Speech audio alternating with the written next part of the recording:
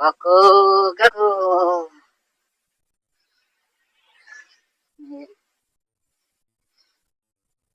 कस्तो मजाको जग्गा छ नि।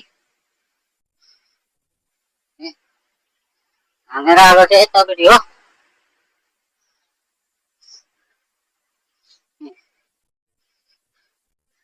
राति भइसक्यो, ढिलो पनि हुनु आँटिसक्यो हामीहरू। पानीले गर्दा नि गाडी नभएको साला। पानी ठिक नगिर्थ्यो भनेदेखि काम नगिकन खतम गरेर पनि देखेर हामीहरू खुट्टाले हिँडेर हामीहरू गाडीमै जानुपर्ने थियो।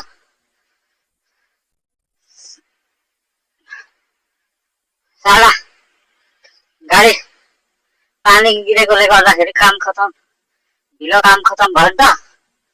त्यही भएकोले गर्दाखेरि खुट्टाले हिँडाइको छ त हौ। ए ए